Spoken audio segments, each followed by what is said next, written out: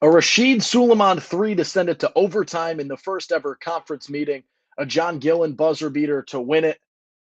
A CJ Fair charge slash no charge, and countless record breaking crowds. It's Syracuse, it's Duke in the JMA Wireless Dome. Let's have some fun. It's a Syracuse basketball preview episode on your Locked On Syracuse Friday.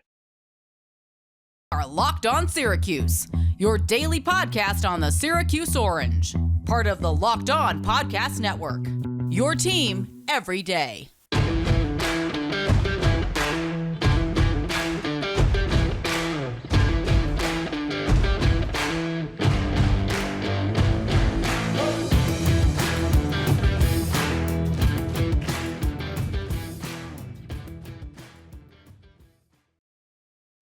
Hello and welcome into your Locked On Syracuse Friday episode. I'm Owen Valentine. Happy Friday morning, previewing a Syracuse and Duke matchup at home. Should be the biggest crowd at the JMA Wireless Dome this season. Crowd's a little bit down, but that is all right. Today's episode of Locked On Syracuse is brought to you by FanDuel Sportsbook, the official sportsbook of Locked On. Make every moment more. Visit FanDuel.com/LockedOn today to get started. Thanks for making Locked On Syracuse your first listen every day. We're free and available wherever you get your podcasts. Also available on YouTube. If you're seeing me on the screen, hello. It's a big one. It's a fun game. It's always exciting when Syracuse and Duke play, especially when it's a home game. You get the fun crowds. You get the big energy. You get a lot of buildup. You get recruits coming to the Dome. It's fun. It's where Syracuse basketball likes to be. It's good to bring that energy because regardless of how Syracuse basketball is playing, it seems like the Syracuse Duke game seems to be what people always look forward to and continues to be a big moment regardless of team and regardless of record and regardless of thoughts. People come out for the Duke game. It's a fun environment every year. And it's fun to see that place fill up and people have a good time. I think I will be there on Saturday evening. All signs are pointing towards yes. I'd love to see you. Say hey if we cross paths. If not, enjoy the game. Go Orange. But this is a fun one, and it is in a situation as we laid out on our Thursday episode for Syracuse. It's a situation where every win counts, and they are playing good basketball at this point in time. And it sort of is that recipe where the ball's in Syracuse's hands. You want to make the tournament, you got to go on a run here. If you're okay with the NIT, you keep doing what you've been doing at a lower tier.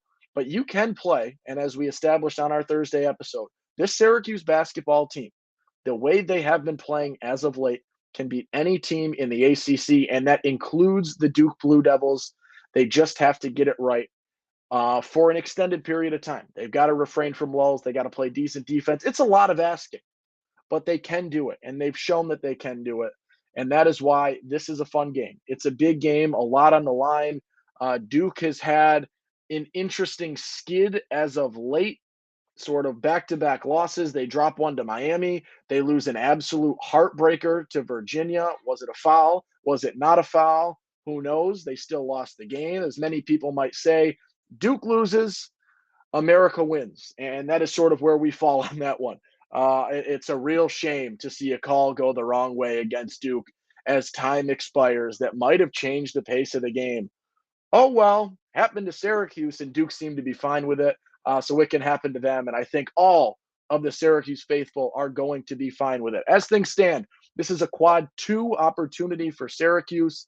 I think if Syracuse loses this game, Duke will probably project up into quad 1 territory. In terms of the loss, if Syracuse wins, it will probably stay a quad 2 game. This is a tough matchup for Syracuse, and it presents a lot of difficulties, but it also is a Duke team that is young and is still growing, very similar to Syracuse in that regard.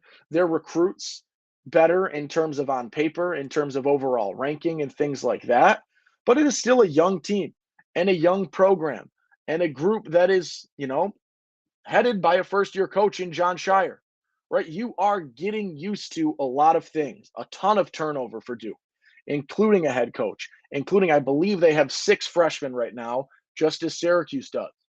There are similarities in this team in terms of the youth, where Syracuse might have the experience, and you could slap me in the face for saying this, is they have Jim Boeheim, who has coached along these lines a lot more than John Shire in year one. And this is a team in Syracuse that is getting better and figuring things out. And I think Duke will say the same thing. And when you look at the sort of slate and schedule for Duke so far, they have, for the most part, gotten the job done in games they're supposed to get the job done. They have losses to Wake Forest and Virginia Tech. I think they're excusable, right? Both of them were on the road in an ACC game. They also dropped to Clemson. They've lost those games, I think, in the ACC on the road that you'd like a second chance at. But when all is said and done, they are losses. They've got some quality wins. They've played some quality teams. They beat a Xavier team that's 21 in KenPom right now. They beat a pretty good Iowa squad. They've beaten Miami. They've played good games, right? That Virginia game came down to the wire, was very, very close. Things like that. This is a team that has played well, and they are growing. And I was reading a little bit of the media surrounding Duke at this point, and the Duke media is very, very pleased with the way they came out and played against Notre Dame, despite, on paper, it's a 68-64. You're like, oh, they only beat Notre Dame by 4 points. But I guess what they're saying and what they're getting at is, this was a team that was really, really affected by the officiating in that Virginia game. And a lot of people weren't sure how they would react. And apparently they came out with some fire. They came out with some spark. They were ready to play. They were ready to battle. And they ended up on the winning side of a close game when, previously you look at a Virginia game for them. You look at a Virginia Tech game for them. You look at, they don't really have another ton of close losses. They played Kansas very close to open up the year. They hadn't really been on the close or on the winning side of those close games all too often. There's a couple of instances, right? They played Wake Forest close. They played Miami close and had some closer wins in a BC game. But this is a team that, as of recently, had struggled to close some games out as well. So there is that ongoing battle, another, commonality between Duke and Syracuse. Let's break it apart a little bit because this Duke team is better than Syracuse on paper. This Duke team has a little bit more talent than Syracuse on paper, and it's led with Kyle Filipowski. Guy's averaging over 15 and 9. He is very much on track with a convincing case for ACC Freshman of the Year. And I guess I'm bringing it back. Now let's go full circle. Another commonality, right? Led by a freshman, really, really solid performance, playing great basketball right now in Filipowski. Same with Syracuse in Judah Mintz. There is a ton of overlap between these two teams and their season-long stories. Another trend that I've seen out of this Duke team, they're struggling to get their three-point shooters going. Where have we seen that? Oh, yeah, in Syracuse, when Joe Girard has an off night, Syracuse struggles to get the three-point shooting going. This is something that continues to happen. There are so many parallels between these two teams. The difference is, let's look at the teams in that range on, Duke's schedule. They didn't drop the game to Bryant. They didn't drop the game to Colgate. And if you flip those two games for Syracuse, you've got pretty much the same record as Duke. And by pretty much, you're both 18-8 at that point in time. Yes, Duke has some better wins on the table, but at that point, you're exactly the same in terms of record. You want those games flipped, but that is not what you're going to get at this point in time. When I look at this Duke team, I see youthful experience, I want to say. They have, a good core and a lot of inexperience and a lot of youth. And once again, so does Syracuse, right? But let's look at this team a little bit more in depth. Let's take a peek at sort of what they have been doing overall. As I said, they are 18-8. They're 9-6 in the conference. So Syracuse and Duke are technically tied in the conference, but Duke currently has the tiebreaker. Easy way to get ahead in a tiebreaker is to beat a team head-to-head. So that ball is in Syracuse's court right now. But you look at Filipowski, you look at Jeremy Roach, who is probably one of their best shooters. I think Dariq Whitehead is going to be their best shooter percentage-wise at 40% from deep. But this is a team that struggles from three and has not been incredible from three this season. Mark Mitchell can hit threes, shoots at 38%. That's by no means bad. They got a team that can shoot the ball when they want to. They're not that consistent from three, and that is something that you can note for Syracuse heading into this game. There are some things to be concerned about on this Duke squad, and we will get to that after a quick break and a quick message from our friends over at the FanDuel Sportsbook. It's the midway point of the NBA season, right? We're heading into All-Star Weekend, and now is the perfect time to download FanDuel. It's America's #1 sportsbook because new customers get a no-sweat first bet up to $1,000. That's bonus bets back if your first bet doesn't win. Just download the FanDuel Sportsbook app. It's safe, it's secure, and it's super easy to use. Then you can bet on everything from the money line to the point scores and threes drain. I talked about it. It's all-star 3-point contest. Give me Kevin Huerter plus 550 to win the 3-point contest. That'll be my bet of the weekend. Maybe sprinkle a little bit on there. Have a little bit of fun with it. Enjoy yourself on the All-Star weekend. There are so many fun and exclusive bets like that on FanDuel. Plus, FanDuel even lets you combine your bets for a chance at a bigger payout with the same game parlay. So don't miss the chance to get your no-sweat first bet up to $1,000 in bonus bets when you go FanDuel.com/lockedon. That's FanDuel.com/lockedon to learn more. Make every moment more with FanDuel, an official sports betting partner of the NBA. All right, let's take a look at our questions heading into this game. And the first question is the biggest one on the sheet, right? You saw what Jesse Edwards has done as of late against bigger or big in general fives from opposing teams. You saw what he did against a Quentin Post. You saw what he did against DJ Burns the other night. He's played size in both height and girth, for lack of a better word. He has seen it. He has played against it, and he's done pretty well as of late. The game day question today is, how does Syracuse as a whole, not just Jesse, Duke presents size out the wazoo for this game. And so it is, how does the entire Syracuse basketball team come out and defend against a Duke squad that has nothing but height? In 40% of the minutes of this game, on average, Duke has 2 players on the court at 7 foot or taller. That is correct. 2 players on the court at 7 foot or higher. You've got a power forward at 7 foot 230 in Kyle Filipowski. And then you've got your center, the big man, at 7'1", 230 in Derek Lively. They have 2 7-footers on the court for 40% of the minutes in this game. When we want to expand a little bit, almost 2/3 of the game will have 2 players at 6'10" or taller, with a guy in Ryan Young, a senior that can come in off the bench and play solid minutes as well. A really fun player, can come in, cause issues in that regard. This team has height. And when you have that much height, it is a more than a Jesse Edwards conversation. This is a conversation that spans out to the forwards, who have not been incredible defensively for many instances throughout this season. You look at last game, Benny Williams missed rotations, got pulled pretty early after he subbed in.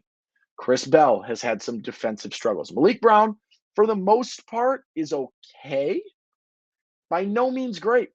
You need your forwards to play their best defensive game against Duke in terms of rotations, in terms of stepping up, in terms of every regard defensively.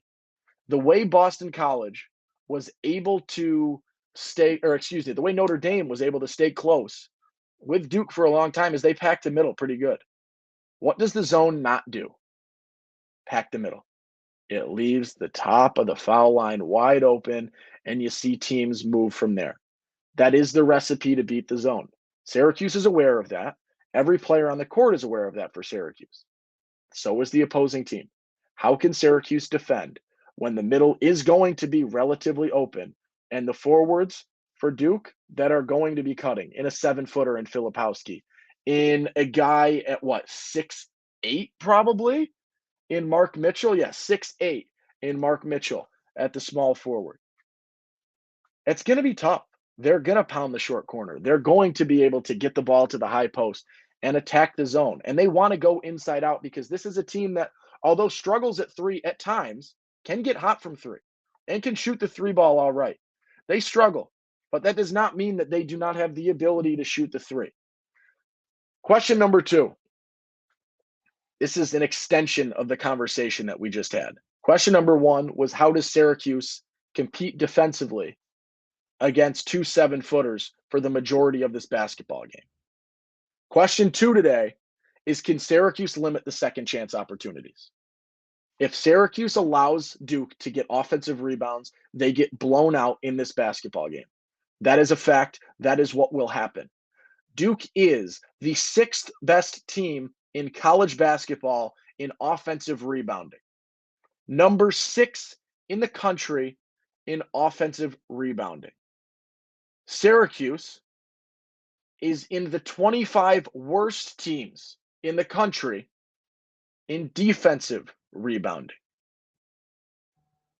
That is of the utmost concern in this basketball game. Can Syracuse show out on defense in the rebounding battle?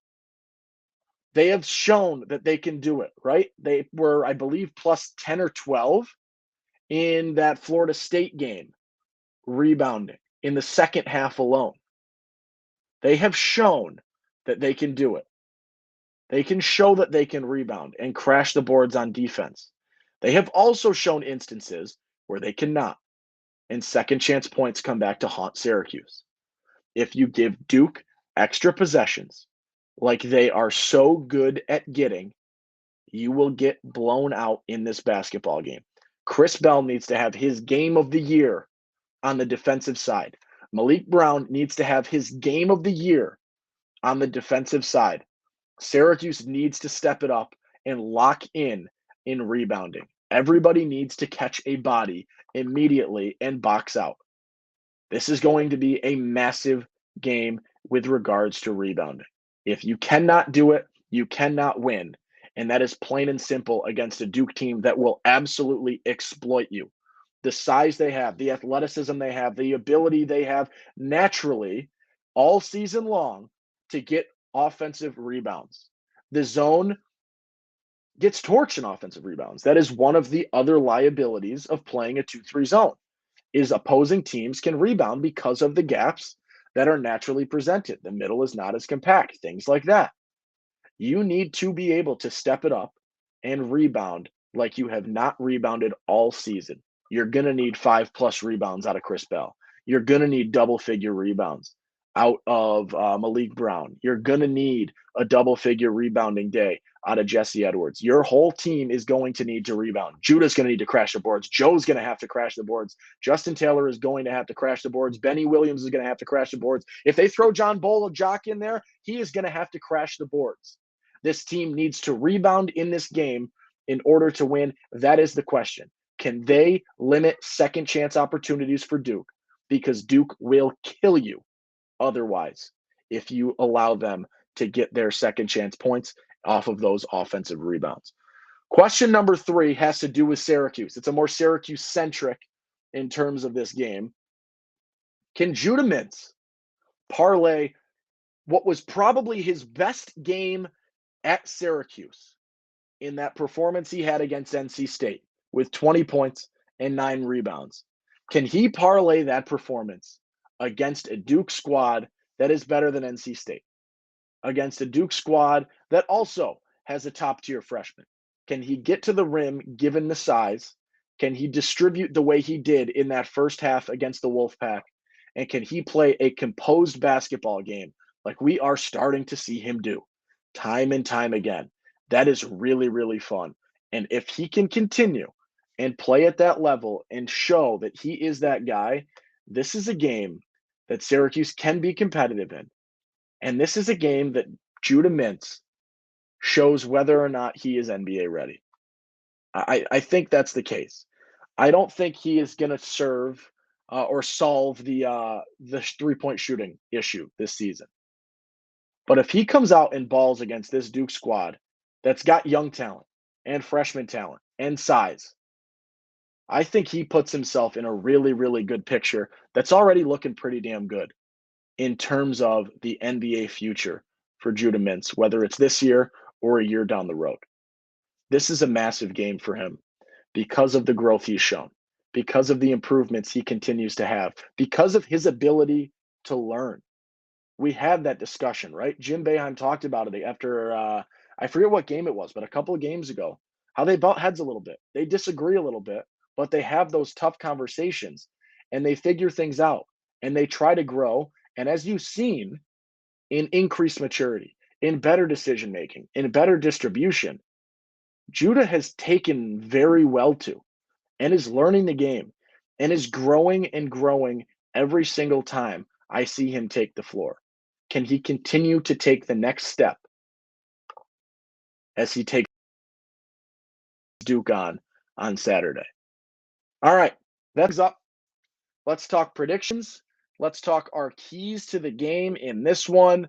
The key to the game, it was a question of the game as well. That is how important it is in this game. You got to limit the offensive rebounding. The key in this game for Syracuse is to not allow Duke extra possessions, extra chances, and extra shots. Keep them to one, and you will be in much better shape in this game.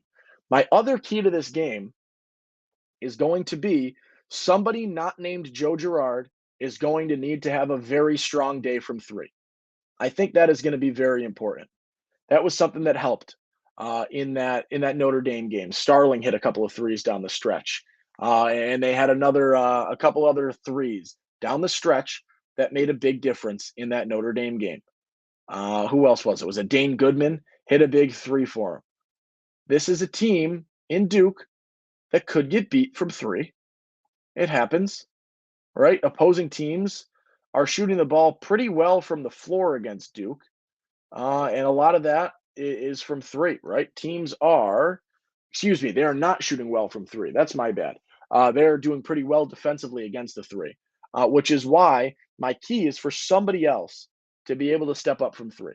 It will be very simple for Duke to play a solid defensive game around the perimeter if Joe Girard is the only three-point shooting threat. You've seen it from Bell. He's starting to get there. You want to see it a little bit more efficiently. And I think that will go a long way for Syracuse. If Chris Bell or Justin Taylor can hit 2 or 3 threes in this game, Syracuse is in a good spot. So my key to this one, key number 2, is going to be for this Syracuse team to have somebody not named Joe Girard, preferably 2 guys. It might have to be Bell and Taylor. For 2 guys, actually, let's say 3 total Syracuse basketball players with multiple three-point shots. I did not know how to phrase that. That is the phrasing. The key to this game is you're going to need 3 guys to hit multiple threes. You're going to expect the most feasible option is Joe getting 2 or more, is Taylor getting 2 or more, and is Bell getting 2 or more. Maybe Jesse Edwards got something to go there. He's got the highest three-point shooting percentage on the squad. All right, give him another look. I don't care who it is, but you're going to need three-point production from someone not named Joe, and that is going to go a long way. My prediction in this one, we're a little early as we record this for a FanDuel line on this game, so we're going to go with the old Ken Pom line, who has Syracuse as a 1-point loser in this game to Duke, which would put them at +1. I think Duke wins this game. I'm sorry. I hate to say it. I hate Duke as much as anyone. But I think this is a game that matchup-wise favors Duke a lot. That size is going to be tough. The ability for Duke to use its size and a decent shooter, not an incredible shooter in Filipowski for this one, right? You've got a good shooter for his size and for being a 7-footer. You've got a pretty good threat there in a guy that's taken in 25 games 3 or more three-point attempts a game on average. He's shooting under 30%, but he is shooting 3-ish three-point attempts per game.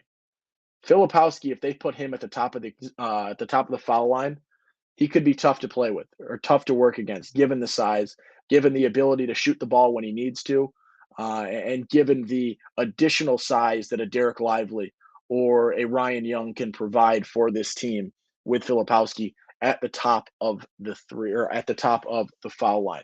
I'm going to give this one to Duke. I do think Syracuse can give it a run for a little bit, but this just strikes me as one of those games where maybe Syracuse hangs on for a little bit and then things start to get, I don't want to say out of hand, but maybe approach a double-figure win for the Blue Devils. I hope I'm wrong, but am not doing my job if I go against, the thought there.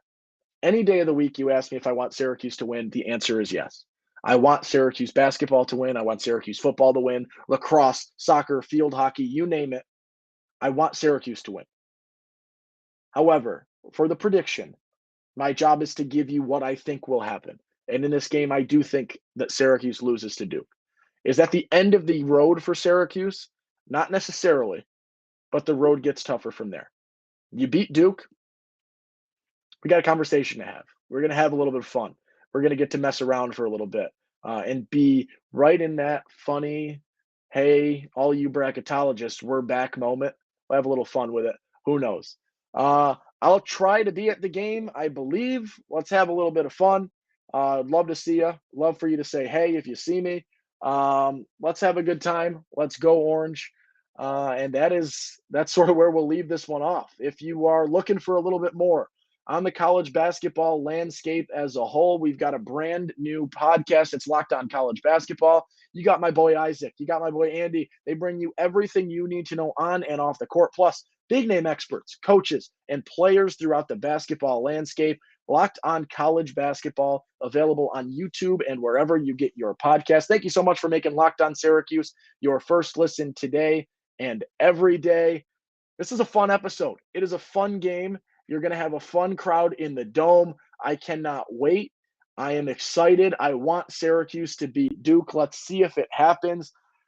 Tweet at us. I will try my best. We don't have Bones to help me from afar, so we will see what happens here in terms of service. Historically, service has not been great on big crowd days at the Dome. I will try my best to tweet as much as possible. If there's no service, my hands might be tied, and it might just have to be some post-game thoughts coming up afterwards. I will do my best to get you the best coverage that I can. Follow along with that at LO_Syracuse over on Twitter.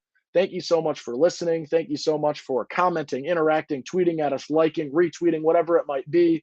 It goes a long way. It helps us drive conversation, and it helps us have a good time and learn from you. Sometimes you guys point out and see things that I missed, and that is the benefit of being able to have those conversations and have ways for you to reach out and join as well, even if it's not you hopping on here with a microphone and joining in on the conversation.